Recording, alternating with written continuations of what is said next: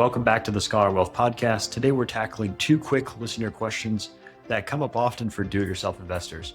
First, can you just buy the same financial planning software that advisors use to run your own plan? And second, how often should you actually be checking in on your portfolio? So let's jump right in with question one. Some advisors I talked to mentioned including their financial planning software as part of their plans. As a DIY investor, could I just buy the same software and run my own plan?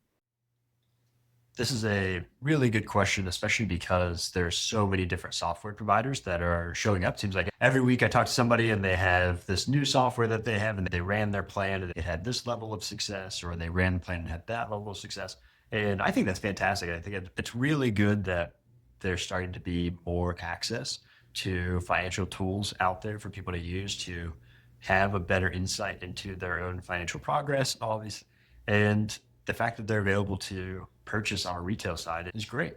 The difficulty that I have typically with them is a lot of times there's not a direct comparison of the software that's available on the retail side and the software that's available on the institutional side. I guess the best way to compare that is a little bit behind the curtain here of how we build plans. Is when we build models and spreadsheets, there's a lot of levers we get access to that a lot of models that are out there on the retail side don't have.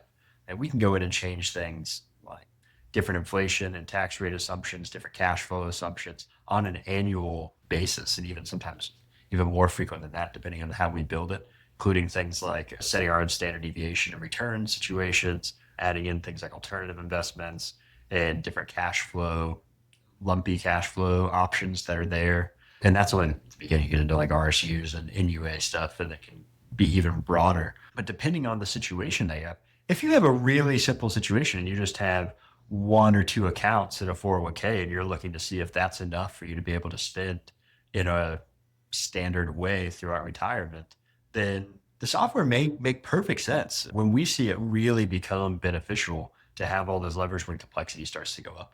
So when there's a lot of different things going on and a lot of different moving parts, it helps to make sure those models are built out really well. A lot of that is due to the fact that the models a lot of times are built on Monte Carlo simulations.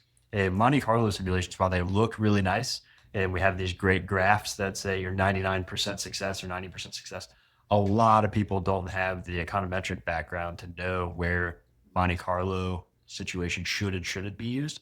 So it becomes this one size fits all, fits no one type of approach, or it's like if you're a hammer, everything looks like a nail. That's really where Monte Carlos come in. They look good.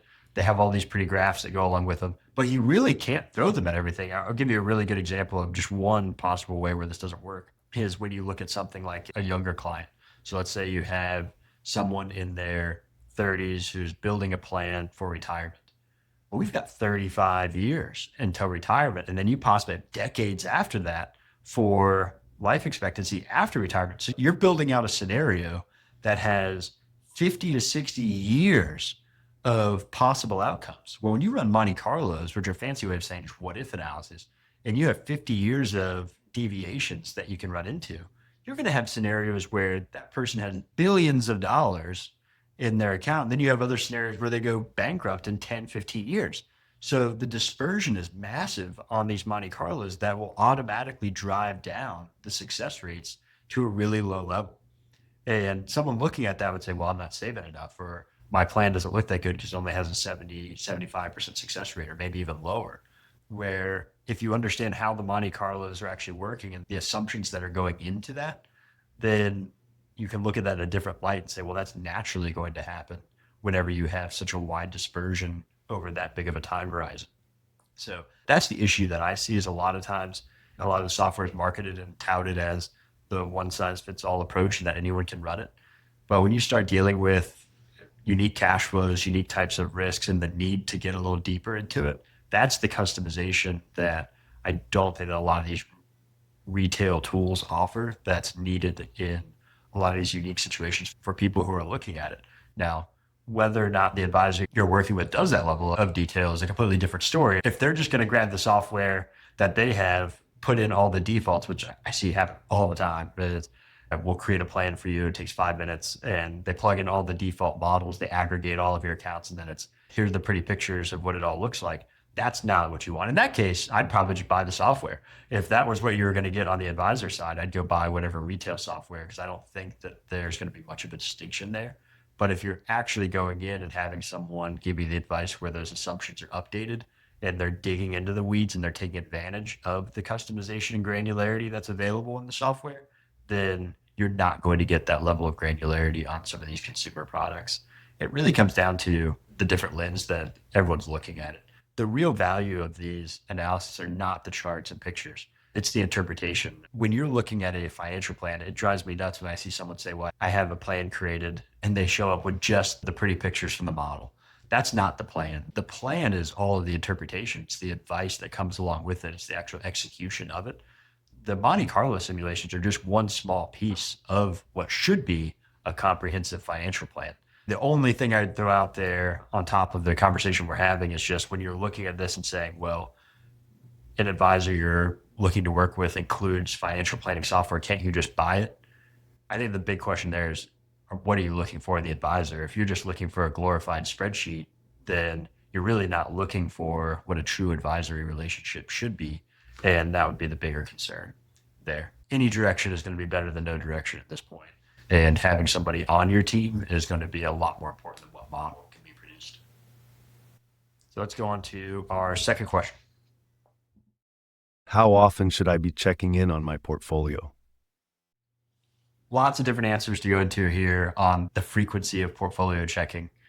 Too often is going to be a problem. I do not recommend doom scrolling through your portfolio on bad days, trying to figure out which portfolio is doing worse or what stock's going worse. And that's typically when it shows up. People are more likely to check their portfolios when the stock market's down because it's all over the news. And you're not checking on the good days when the market is up, which statistically happens a lot more often than the market being down.